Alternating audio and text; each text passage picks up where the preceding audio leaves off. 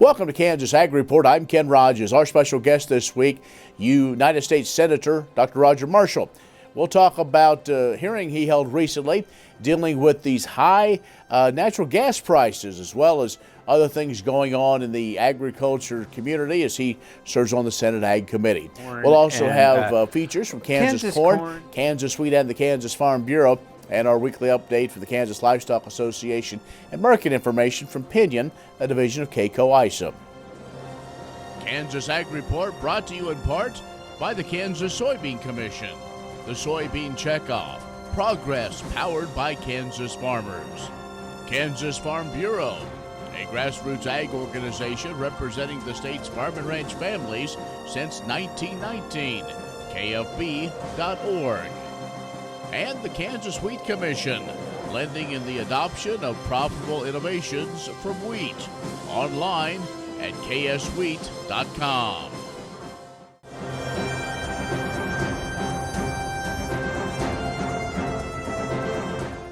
In agriculture news from agview.net, farm supply cooperatives and distributors are positioned to benefit from an active and profitable spring agronomic season. That according to a new bankout from CoBank. The report says the profitable spring is driven by high commodity prices, strong input demand, and an expected increase in planted acres of soybeans, corn, and wheat. Ag retailers begin the 2021 planting season with favorable industry fundamentals and an opportunity to expand profit margins.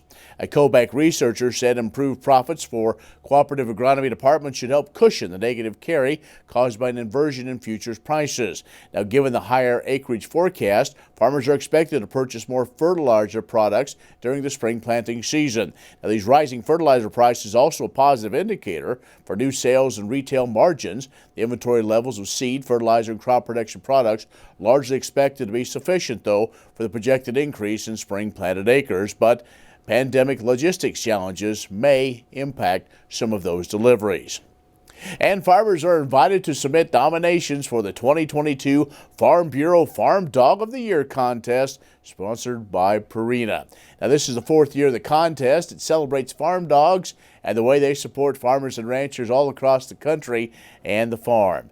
The grand prize winner, the Farm Bureau Farm Dog of the Year, will win a year's worth of Purina dog food and $5,000 in prize money. The winner will be recognized as the Farm Dog of the Year award ceremony at the American Farm Bureau Convention coming up in January of next year. Now, up to 4 regional runners-up will receive $1,000 in prize money. Those desired attributes for the Farm Dog of the Year include helpfulness to the farmer and his or her family, the playfulness, and obedience. The 2022 Farm Dog of the Year also will be featured in a professionally produced video. Eligibility guidelines, submission requirements, you can find those online at fb.org. More in a moment. The Kansas Ag Report brought to you in part by Kansas Grain Sorghum, growers working together. Learn more at ksgrainsorghum.org. Grass and Grain, online or in the mail, keeping Kansas farmers informed for over 60 years. grassandgrain.com. And agview.net, serving the Beef Belt and Western Corn Belt with reliable and relevant agriculture information. agview.net. Next time you see a beautiful field of corn, reach out and thank the farmers who work tirelessly to raise corn for livestock feed, renewable fuels, and exports to feed a growing world population. The farmers on the Kansas Corn Commission work for Kansas Corn with grower-funded checkoff dollars that support foreign and domestic market development, research, promotion, and education to expand opportunities for Kansas farmers. To learn more, visit kscorn.com. Many seed companies claim to offer the latest genetics, but how many have tested those genetics in soils just like yours? The Oldie Seed Know to Grow research program has fully tested the latest seed genetics in soils that are right in your neighborhood. The Oldie Seed Know to Grow program can recommend the best performing hybrids from technologies like Enlist, Extend, and LibertyLink that will optimize the yield and profit of every acre on your farm. Contact Oldie Seed today.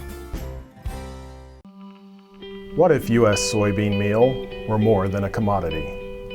If seed companies and the soybean checkoff built a better variety? That future is here. The time is now. To meet end-user demands, the Soybean Checkoff is investing in the compositional quality of soybeans, including meal. A message from the Kansas Soybean Commission, the Soybean Checkoff, progress powered by Kansas farmers. The Kansas Wheat Innovation Center in Manhattan is rediscovering ways to get improved varieties and new genetics in the hands of farmers faster. Grower-led and checkoff-funded research initiatives are bringing about positive change. This grassroots leadership provides a strong voice in Topeka and Washington, D.C. Now is the time to partner with Kansas Wheat in moving wheat forward. Kansas Wheat Commission and Kansas Association of Wheat Growers. Farmers investing in their future and yours. Log on to rediscoverwheat.org.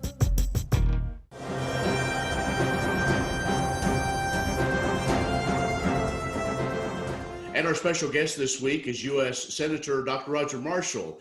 Senator, thanks for joining us. Good morning, Ken. It's great to see you again. It's been too long. It has. You've been busy. You've been a lot of places, a lot of things. Our first things we want to talk about is a hearing you held recently in the nation's capital on what we saw with the spike in energy prices, particularly with natural gas. There are a lot of Kansans that are getting those bills. They're confused. They want some answers. Were you able to try to start that process of finding some answers of why we saw upwards of 1,000% increase? Well, I think I still have more questions than answers, but basically, it comes down to several challenges. Of course, Mother Nature, growing up in Kansas, we know how tough Mother Nature can be. And when we become overly relying upon one particular energy source, it makes us vulnerable. So, Kansas is about 40% wind generation energy, and that's a good thing. And there's some solar, 18% nuclear, 40% wind, and then probably a third coal.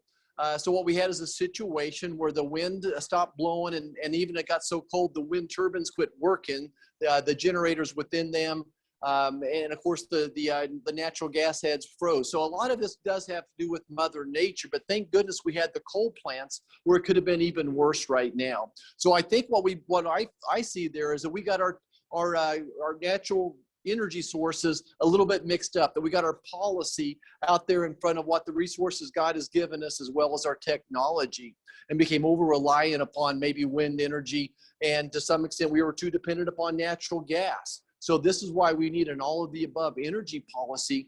But the big challenge is why it went up so much, and that's the question I don't have answered yet. Who made the money?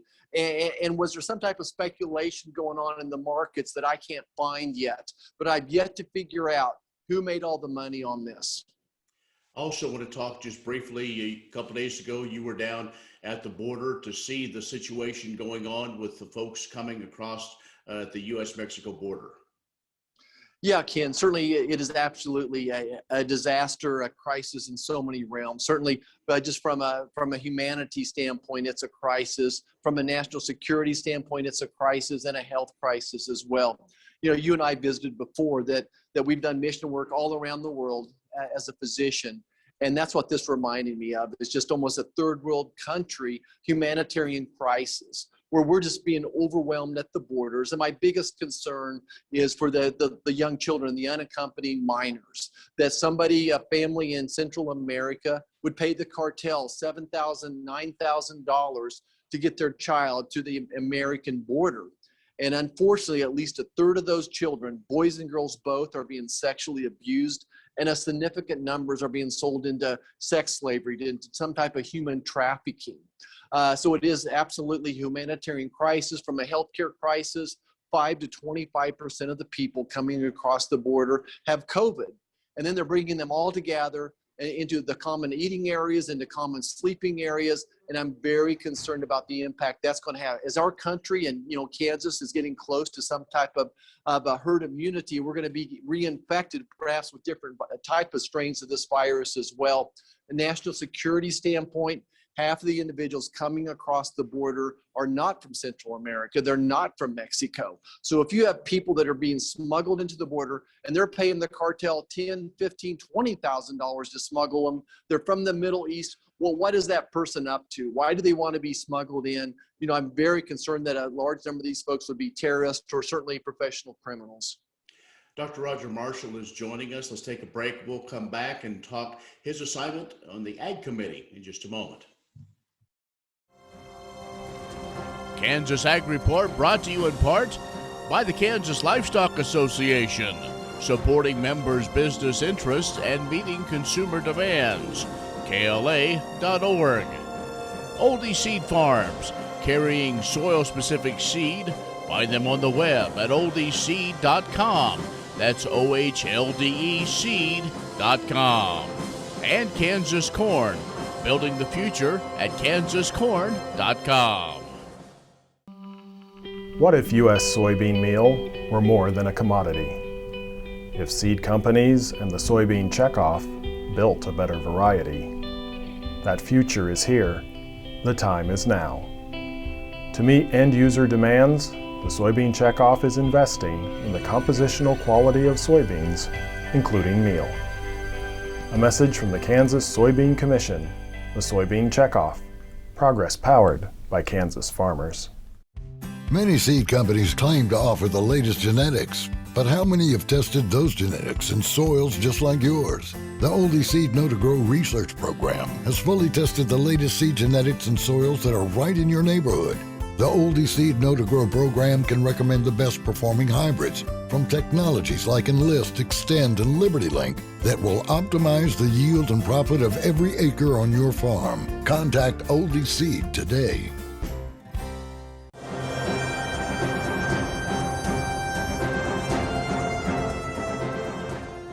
And our special guest is U.S. Senator Dr. Roger Marshall. And Doc, one of the committee assignments you have is once again having a Kansan on the Senate Agriculture Committee. The makeup is a bit different as well. There's not a whole lot of freshmen, but you, Senator Booker from New Jersey, I think those are probably opposite ends. Senator Tuberville, the new senator from Georgia. But it looks like Chairman Stabenow has quite an agenda that she's picked up for the Biden administration. Yeah, I think that's true. And I have a great deal of respect and a good friendship with Chairman Stabenow. Senator Pat Roberts, former chairman, of course, introduced me to her several years ago when he invited her to K-State and kind of kicked off that last farm bill on a big tour of listening to farmers. I think she is being pressured a lot to have a big emphasis on climate change issues. And like you and I both want to leave this world cleaner, healthier, than it was before. And we're so proud of what agriculture has done. So I'm going to keep telling that story. Farmers and ranchers, the greatest conservationists in the world, we're already doing so many things to make our environment cleaner. And we'll keep going in that direction. My concern is this emphasis on some type of treating carbon as a commodity, which I don't think it is. Carbon is not something that you can purchase or buy or grab or mail it down the road or stick it in a train, right? It's a service. Harboring carbon, recapturing carbon is a service, much like paying someone to shingle a roof. If people want to pay agriculture to do more in that area, I welcome that opportunity, but I want to be very careful that our ag department doesn't turn into a climate change department. Also, we must talk about trade. New trade advisor is in place, just about ready to, in fact, as you and I have this conversation. But there's talk of opening up other trade opportunities and China. Are you a bit concerned with the change maybe that this administration has towards China than the Trump administration did? Well, I'm going to do everything we can to work with the new USTR tie. Person that I went to Mexico with on the final round of negotiations for USMCA. So I got to know her fairly well on that trip a couple of years ago. She and I have had good conversations. I think that her goals align very much with Kansas agriculture, Nebraska agriculture as well. Certainly she understands how important that China market is to us. I think right now the emphasis is on enforcing and making sure USMCA and our agreements with China, Japan, South Korea, that those are that people hold up to their end of the bargain. Certainly happy with the prices of commodities right now. I looked at the prices there in Great Bend, and the price of wheat still over $5 a bushel. So I'm very satisfied with those prices. There's some nefarious things going on in the dairy market up in Canada. So she's going to have to hold other countries' feet to the fire, including China. So she's going to have to prove that she's willing to be as tough as Bob Lighthizer was. All right, Senator, I know you have a busy schedule, so we thank you for taking time to visit with us, and we'll talk to you again. You bet, Ken. It's good to see you. Thank you. You too, Kansas Senator Dr. Roger Marshall has joined us. Stay with us. We'll have more in just a moment. Next time you see a beautiful field of corn, reach out and thank the farmers who work tirelessly to raise corn for livestock feed, renewable fuels, and exports to feed a growing world population. The farmers on the Kansas Corn Commission work for Kansas Corn with grower-funded checkoff dollars that support foreign and domestic market development, research, promotion, and education to expand opportunities for Kansas farmers. To learn more, visit kscorn.com. Premier Farm and Home has what you need to make your lawn the best in the neighborhood. Hi, I'm Ken. We choose Premier Farm and Home for the professional look that we do ourselves. Feel free to stop in. You can also visit our website at heycow.com.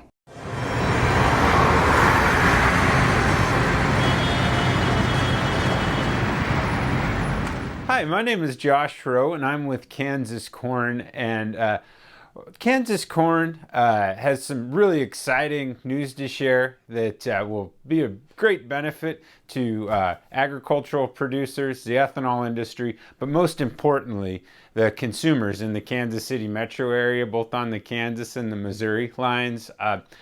This kind of a little history on what's happened here is ever since the summer of 2019, the year-round sale of E15 or fuel containing 15% ethanol has been legal for the year-round sale in most areas across the nation. Unfortunately, due to some outdated air quality regulations, the Kansas City metro area was exempted from the year-round sales of E15. And, you know, obviously you got two counties there in the metro area on the Kansas side. Johnson and Wyandotte County accounts for nearly half of the population of Kansas. And so we were missing a big opportunity to get higher level blends in Kansas City. But we're thankful for a partnership with between the Kansas Department of Health and Environment, the different stakeholders within the ag industry, including Kansas Corn, Kansas Grain Sorghum, Renew Kansas, and then of course the Environmental Protection Agency.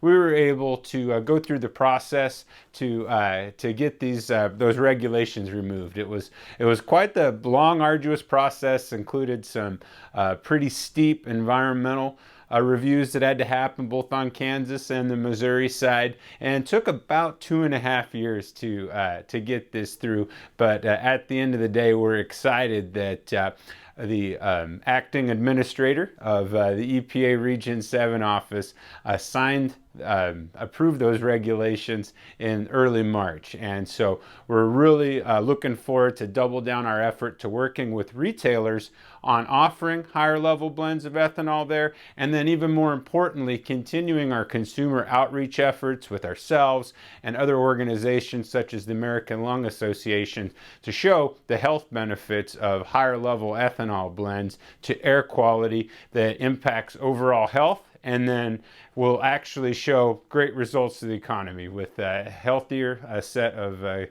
consumers there. So it's not real often that you get to share something really good news that comes through a long and arduous government regulation process, but we've been happy to do this and just cannot thank our partners at Kansas Department of Health and Environment, EPA, and other ag industry people for helping to make this happen. What if sustainability were synonymous with U.S. soy?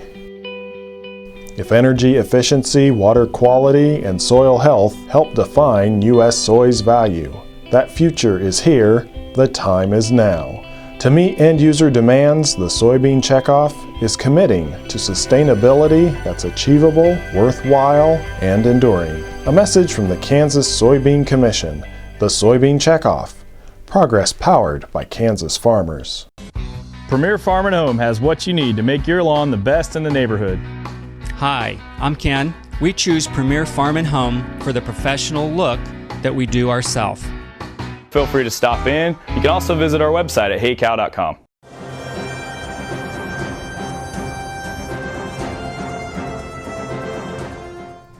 Wheat fields are greening up across Kansas, just in time for the 2021 National Wheat Yield Contest to open for grower enrollment. The contest features 2 primary competition categories, winter wheat and spring wheat, plus 2 subcategories, dryland and irrigated. The National Wheat Yield Contest showcases how management can maximize yield potential while maintaining excellent quality. Kansas growers in the contest not only compete with fellow U.S. wheat farmers, but can also learn how the latest innovative practices can be put into action on their fields. The National Wheat Yield Contest awards the highest yielding entry from each state, from which national winners are selected. Subcategory winners are determined by yield increases exceeding the most recent 5-year Olympic county average, as determined by the U.S. Department of Agriculture. Growers are also required to submit a grain sample from each entry to determine the quality of wheat produced under high yield management practices. A total of 24 national awards will be given, with winners from each category and subcategory recognized during the 2022 Commodity Classic, scheduled for March 10th through the 12th, 2022, in New Orleans, Louisiana. The early registration deadline for this year's Winter Wheat Contest is April 1st. The final deadline for entries is May 15th, so Kansas farmers still have time to evaluate which fields have the best yield potential for this year's crop. The wheat contest is conducted online, so growers should register at yieldcontest.wheatfoundation.org. All forms and payments will be submitted electronically through this portal. Learn more at yieldcontest.wheatfoundation.org. Many seed companies claim to offer the latest genetics, but how many have tested those genetics in soils just like yours? The Oldie Seed Know to Grow research program has fully tested the latest seed genetics in soils that are right in your neighborhood. The Oldie Seed Know to Grow program can recommend the best performing hybrids from technologies like Enlist, Extend, and LibertyLink that will optimize the yield and profit of every acre on your farm. Contact Oldie Seed today. In 1907, Jamie Niehouse's grandpa, Clifton Charles Morris, homesteaded the land where she and her husband, Brad, run their cow-calf operation. The original house still stands on the property and has been home to 6 generations of this family. Brad currently serves as president of the Stevens County Farm Bureau, where he has been a board member for 8 years. He is a City of Hugoton councilman and has been a member of Rotary since 2008. Jamie currently serves as a director on the Pioneer Communications Board. Previously, both Brad and Jamie served on the Stevens County Extension Board, and Jamie was a member of Rotary. The Niehaus family believes innovation and strong leadership will help Kansas Farm Bureau prosper. What if U.S. soybean meal were more than a commodity? If seed companies and the soybean checkoff built a better variety? That future is here. The time is now. To meet end-user demands, the soybean checkoff is investing in the compositional quality of soybeans, including meal. A message from the Kansas Soybean Commission, the Soybean Checkoff. Progress powered by Kansas farmers.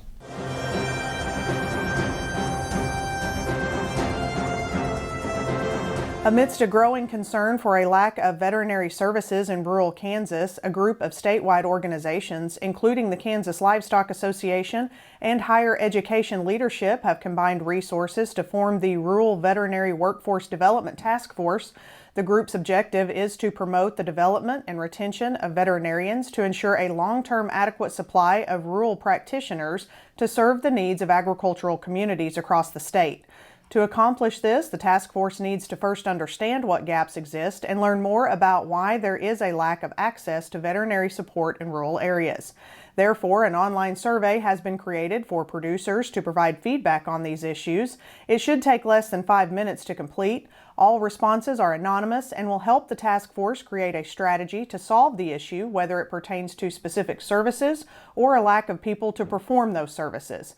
The information also will be used at the educational level to help in the evaluation of both curriculum and admission policies.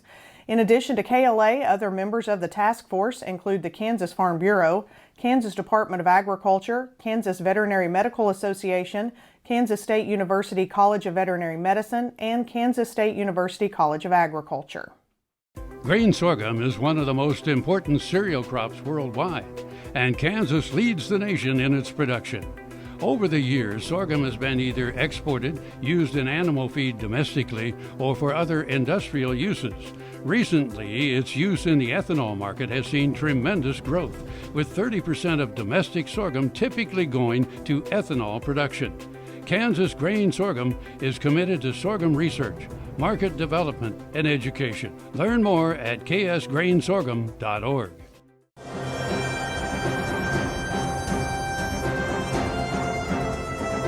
Good morning, folks. Colette at Pinion, a division of CAECO. All eyes are on Wednesday's Planning Intentions Report from the USDA. It's no surprise with higher prices typically comes higher acres, and many are anticipating record acres from the USDA. Numbers thrown out have been as high as 92 to 94 million corn acres and 88 to 91 million bean acres. While we did see some rain this week across parts of Kansas and Nebraska, trade will look for weather headlines as we get further into the calendar year. We are, after all, staring down the front end of planting season. In the meantime, we will also be listening for weather headlines from South America when they get into their second crop. Whether it's old crop or new crop, don't let your marketing plan fall to the back burner because prices are good right now. Last year's harvest rally was not something we typically see, which means higher harvest prices are not something we typically see. Do not get caught waiting around on all the headlines. Give us a call at 888-452-8751 to talk about your personal marketing plan. I'm Colette at Pinion, and I'd love to help you market your crop. Well, that's our show this week. You can be social with us online, kansasagreport.net, or you can find more information anytime in our social media channels. Well, we made it through winter. Baseball is now almost here for the regular season. We can't wait. We thank you for joining us. I'm Ken Rogers. We'll see you next time on the Kansas Ag Report. Imagine turning soybean oil, used cooking oils, and waste animal fats into fuel so amazing it drives U.S. jobs and our economy forward. Learn more about biodiesel at americasadvancedbiofuel.com. The Kansas Wheat Innovation Center in Manhattan is rediscovering ways to get improved varieties and new genetics in the hands of farmers faster. Grower-led and checkoff-funded research initiatives are bringing about positive change. This grassroots leadership provides a strong voice in Topeka and Washington, D.C. Now is the time to partner with Kansas Wheat in moving wheat forward. Kansas Wheat Commission and Kansas Association of Wheat Growers. Farmers investing in their future and yours. Log on to rediscoverwheat.org. Premier Farm and Home has what you need to make your lawn the best in the neighborhood. Hi, I'm Ken. We choose Premier Farm and Home for the professional look that we do ourselves. Feel free to stop in. You can also visit our website at heycow.com. No one plans to get sick or injured. But when life happens, it's important you and your family are protected. Kansas Farm Bureau health plans are there to provide continued health care coverage to meet your needs. Choose from a broad range of individual and family plans. And if you're over 65, we have options for you too. Learn more at kfbhealthplans.com or contact a Farm Bureau Financial Services agent near you.